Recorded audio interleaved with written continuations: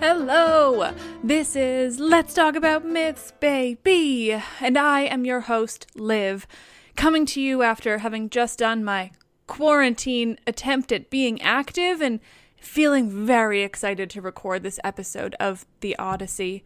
I mean, it helps that I simply love it, and take any excuse to record these in advance. Right now, I'm procrastinating editing future episodes of the regular podcast just so I can record this, because such is life in a pandemic, where your brain just doesn't work how you want it to all the time. Where we last left Odysseus, just a quick recap, he has finally returned to Ithaca. What a thrill. The lucky guy. And he's been telling quite the extensive lie/story to his own swineherd, Eumaeus.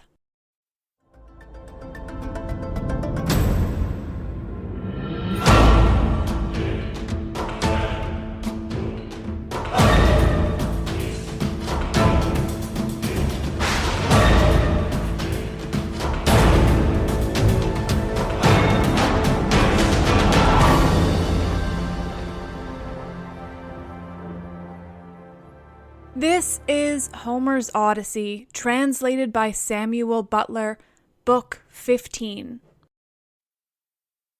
But Minerva went to the fair city of Lacedaemon to tell Odysseus' son that he was to return at once.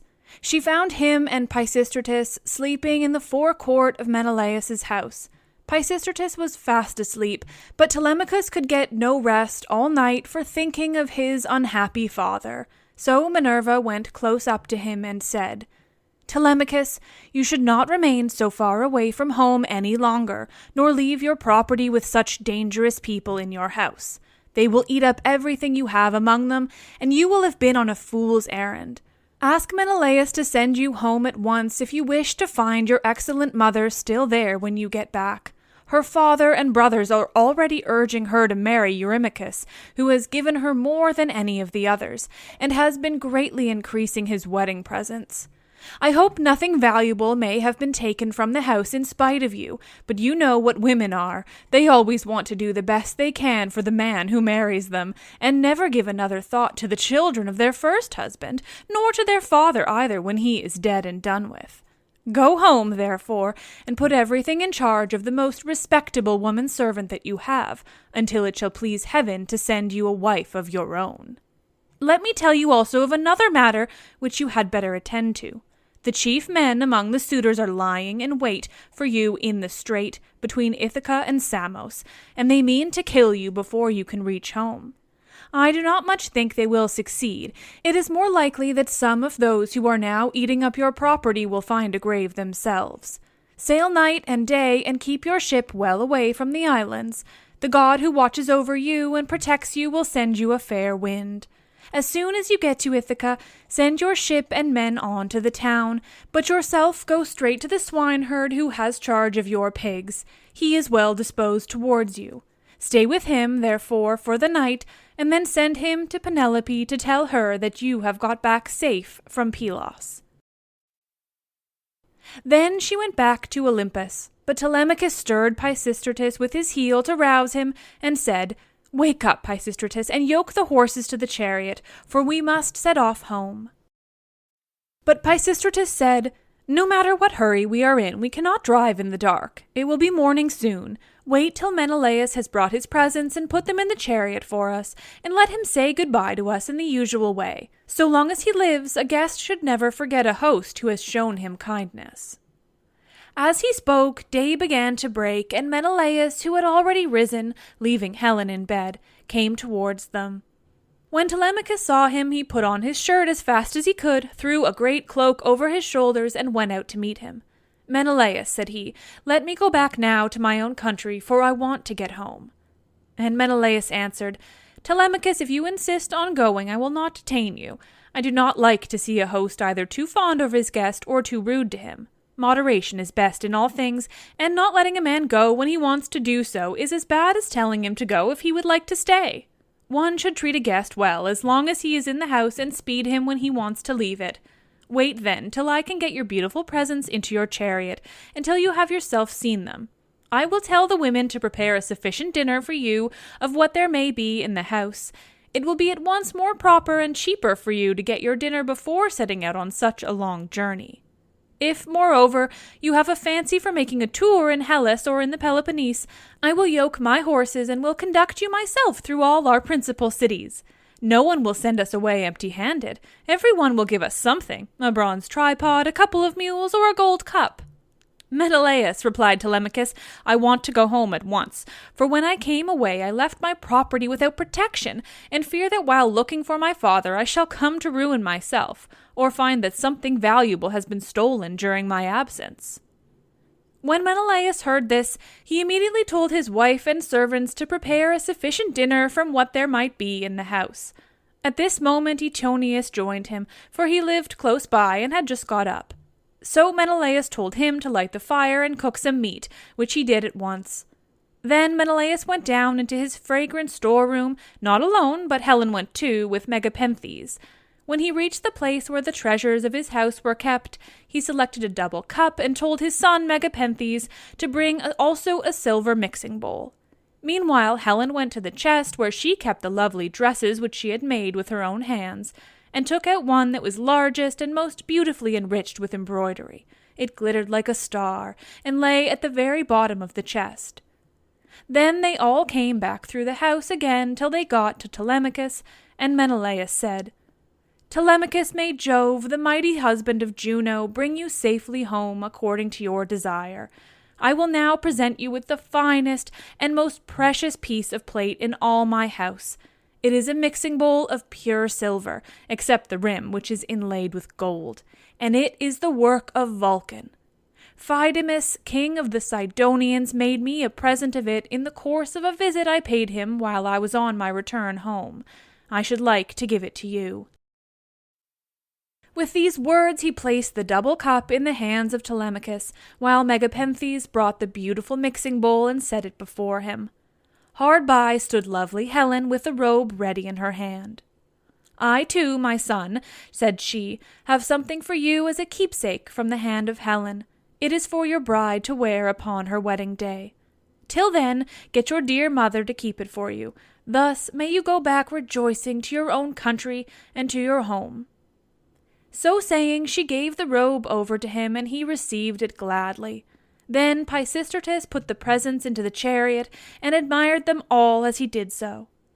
Presently Menelaus took Telemachus and Pisistratus into the house, and they both of them sat down to table. A maidservant brought them water in a beautiful golden ewer, and poured it into a silver basin for them to wash their hands, and she drew a clean table beside them. An upper servant brought them bread, and offered them many good things of what there was in the house. Eumaeus carved the meat, and gave them each their portions, while Megapenthes poured out the wine. Then they laid their hands upon the good things that were before them, but as soon as they had had enough to eat and drink, Telemachus and Pisistratus yoked the horses, and took their places in the chariot. They drove out through the inner gateway and under the echoing gatehouse of the outer court, and Menelaus came after them with a golden goblet of wine in his right hand, that they might make a drink offering before they set out. He stood in front of the horses and pledged them, saying, Farewell to both of you. Say that you tell Nestor how I have treated you, for he was as kind to me as any father could be while we Achaeans were fighting before Troy. We will be sure, sir, answered Telemachus, to tell him everything as soon as we see him. I wish I was as certain of finding Odysseus returned when I get back to Ithaca, that I might tell him of the very great kindness you have shown me, and of the many beautiful presents I am taking with me. As he was thus speaking, a bird flew on his right hand, an eagle, with a great white goose in its talons, which it had carried off from the farmyard. And all the men and women were running after it and shouting. It came quite close up to them and flew away on their right hands in front of the horses. When they saw it, they were glad, and their hearts took comfort within them.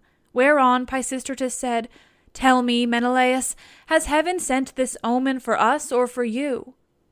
Menelaus was thinking what would be the most proper answer for him to make, but Helen was too quick for him and said, "I will read this matter as heaven has put it in my heart, and as I doubt not that it will come to pass.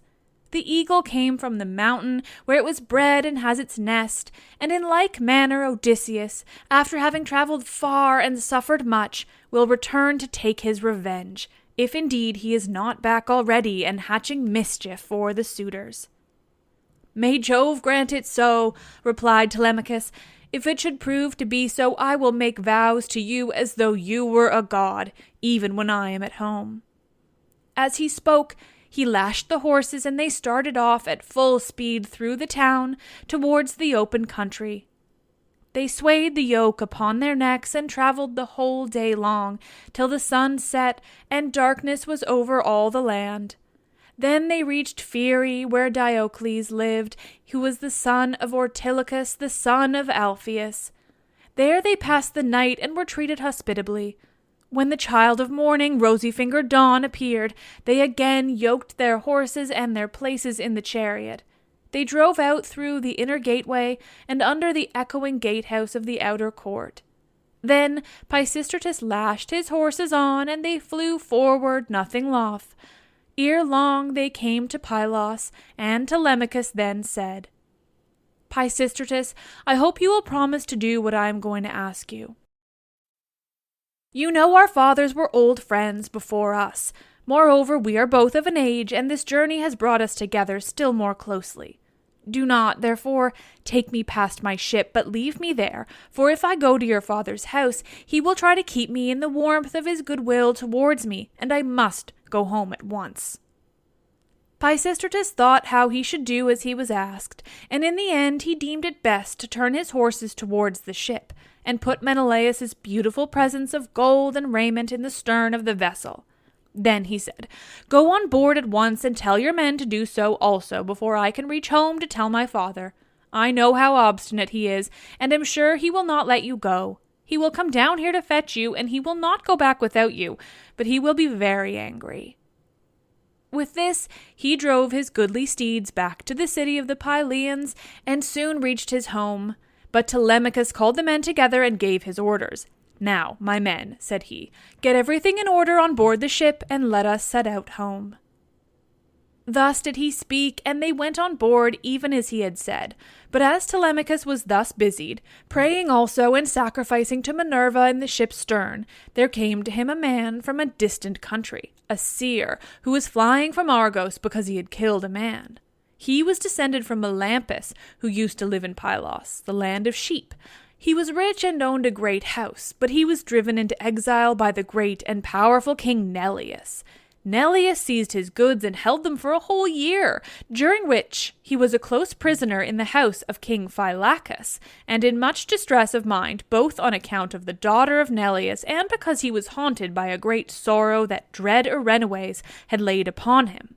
In the end, however, he escaped with his life, drove the cattle from Phylace to Pylos, avenged the wrong that had been done him, and gave the daughter of Neleus to his brother. Then he left the country and went to Argos, where it was ordained that he should reign over much people. There he married, established himself, and had 2 famous sons, Antiphates and Mantius. Antiphates became father of Oicleus, and Oicleus of Amphiaraus, who was dearly loved both by Jove and by Apollo. But he did not live to old age, for he was killed in Thebes by reason of a woman's gifts. His sons were Alcmaeon and Amphilochus. Mantius, the other son of Melampus, was father to Polyphides, and Clytus. Aurora, throned in gold, carried off Clytus for his beauty's sake, that he might dwell among the immortals. But Apollo made Polyphides the greatest seer in the whole world, now that Amphiaraus was dead. He quarreled with his father and went to live in Hyperesia, where he remained and prophesied for all men. His son, Theoclymenus, it was now who came up to Telemachus, as he was making drink offerings and praying in his ship. "Friend," said he, Now that I find you sacrificing in this place, I beseech you by your sacrifices themselves, and by the God to whom you make them. I pray you also by your own head, and by those of your followers, tell me the truth and nothing but the truth. Who and whence are you? Tell me also of your town and parents." Telemachus said, "I will answer you quite truly. I am from Ithaca, and my father is Odysseus, as surely as that he ever lived. But he has come to some miserable end.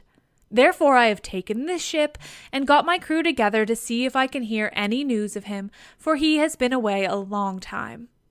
"I too," answered Theoclymenus, "am an exile, for I have killed a man of my own race. He has many brothers and kinsmen in Argos, and they have great power among the Argives.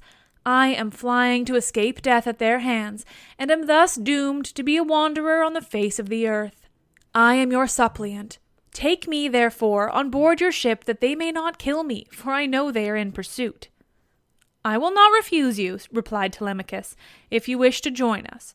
Come, therefore, and in Ithaca we will treat you hospitably according to what we have."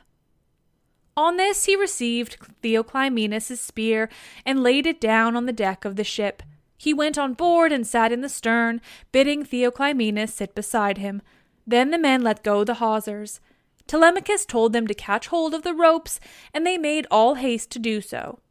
They set the mast in its socket in the crossplank, raised it, and made it fast with the forestays, and they hoisted their white sails with sheets of twisted oxhide. Minerva sent them a fair wind that blew fresh and strong, to take the ship on her course as fast as possible. Thus then they passed by Cruni and Chalcis.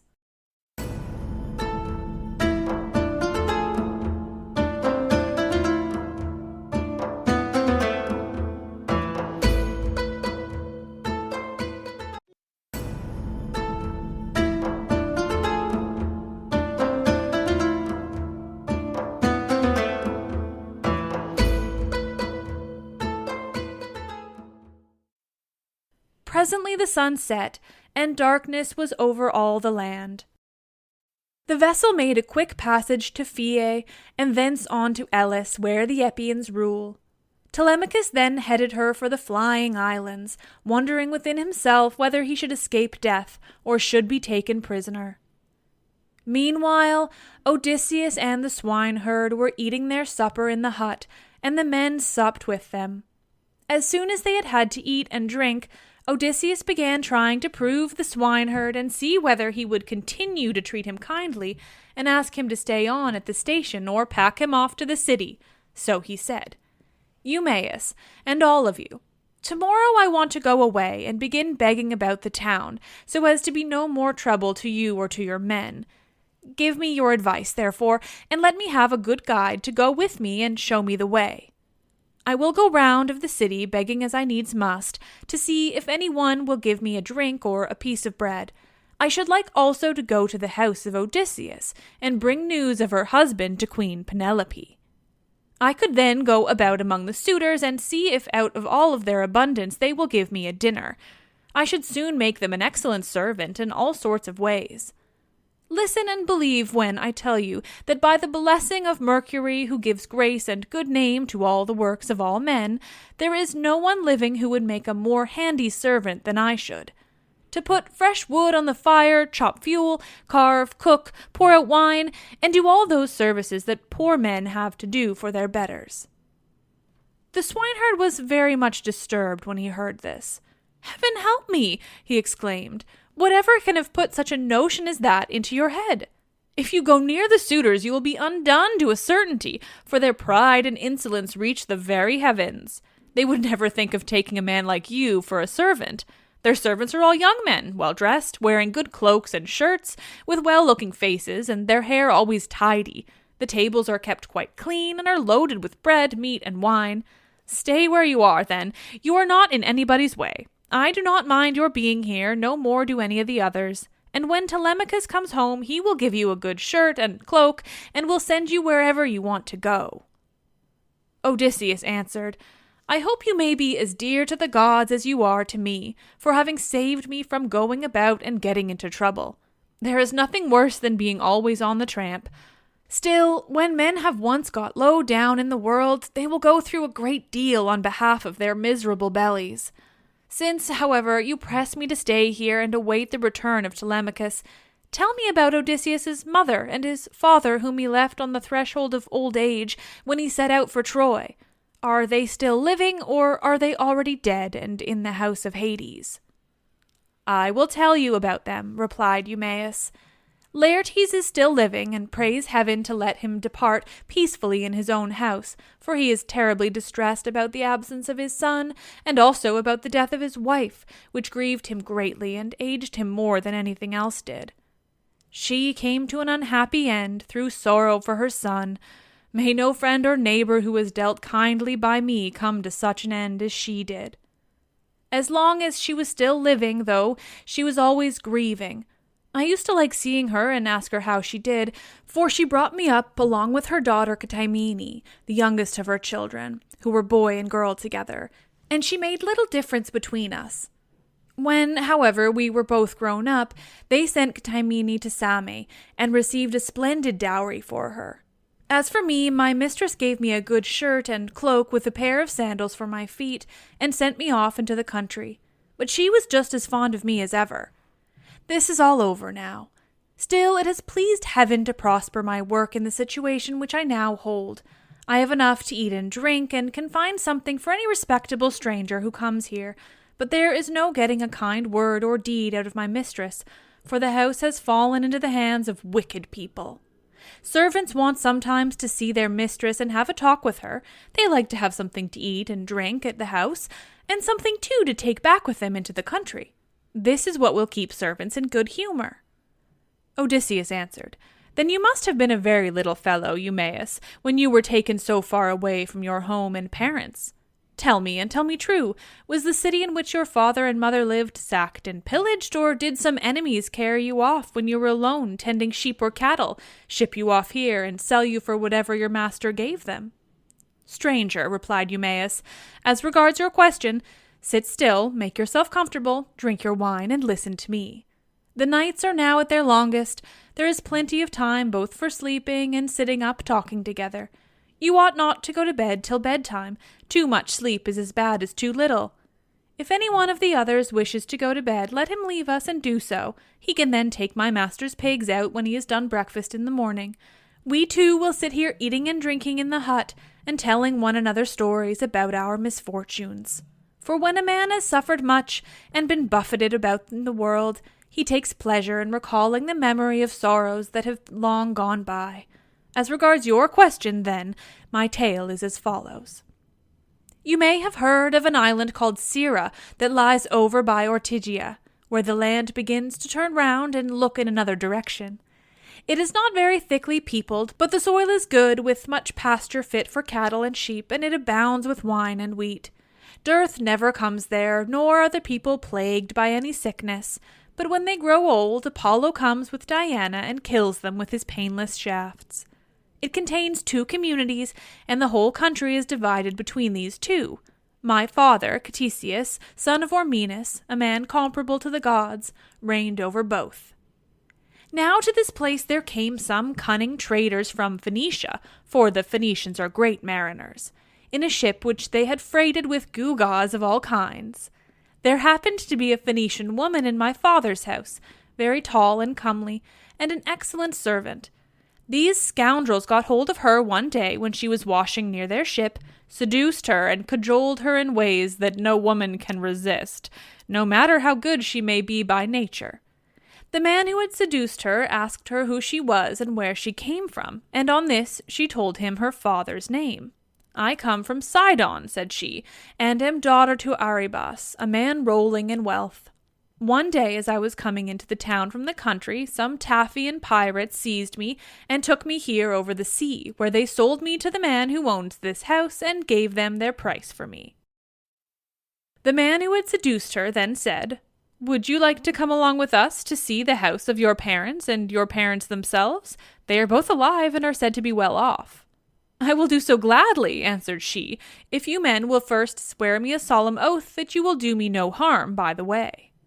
They all swore as she told them, and when they had completed their oath, the woman said, Hush, and if any of your men meets me in the street or at the well, do not let him speak to me, for fear someone should go and tell my master, in which case he would suspect something. He would put me in prison and would have all of you murdered. Keep your own counsel, therefore. Buy your merchandise as fast as you can, and send me word when you have done loading. I will bring as much gold as I can lay my hands on, and there is something else also that I can do towards paying my fare. I am nurse to the son of the good man of the house, a funny little fellow just able to run about.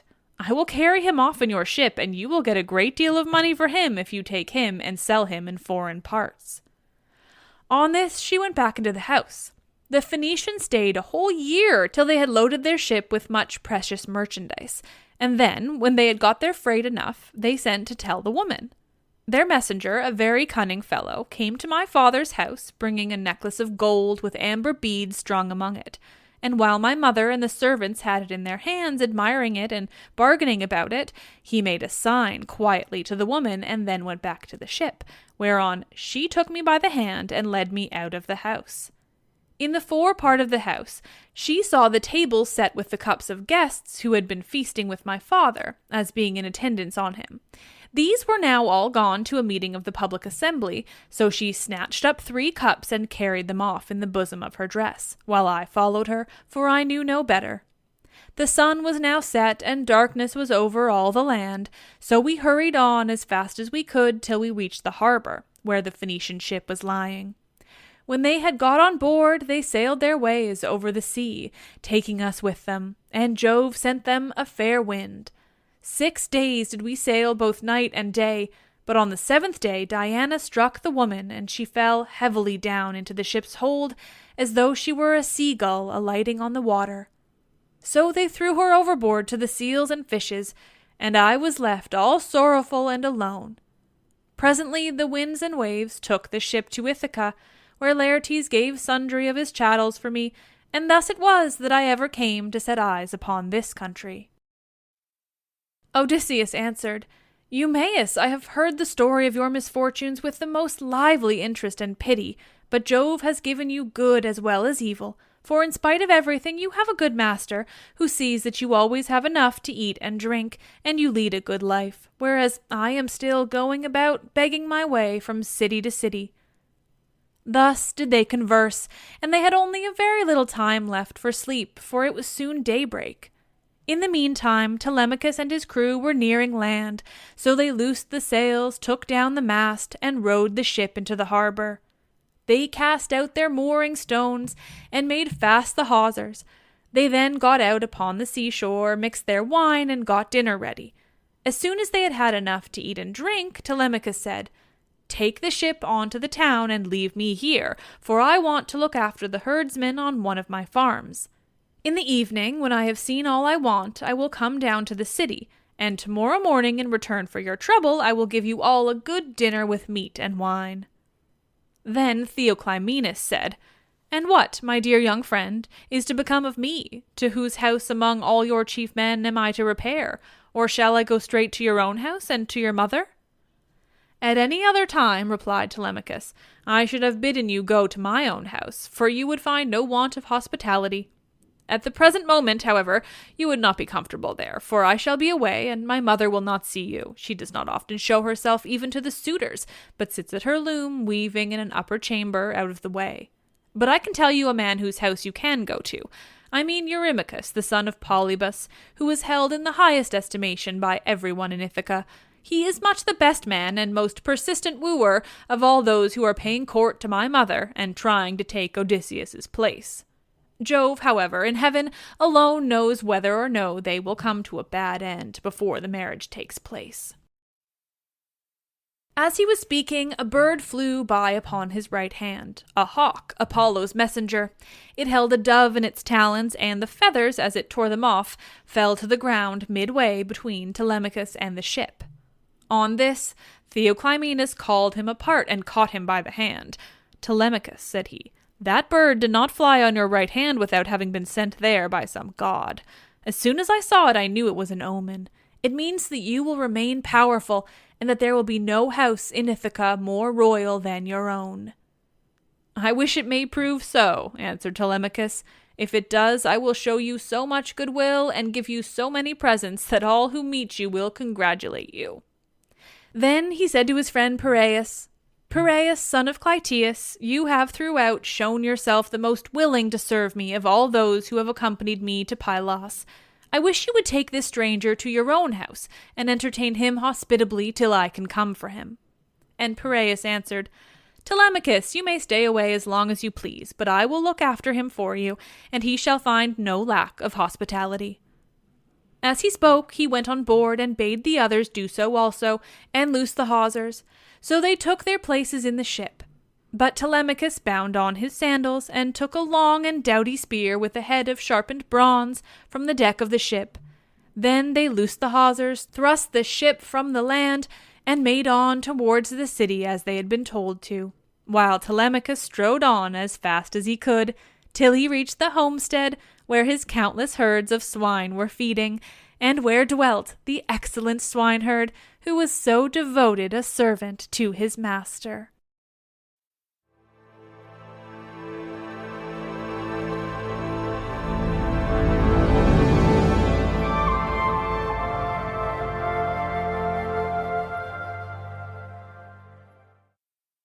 I just love the Odyssey, you guys. I truly don't know how to express it. It just makes me so happy. Anyway, this is a real thrill. Thank you all so much for listening. Based on when this comes out, I think next week is New Year's. I am still deciding whether there will be an episode that day, but we'll just have to see. Thank you all again. You're wonderful. I am Liv, and I love this shit.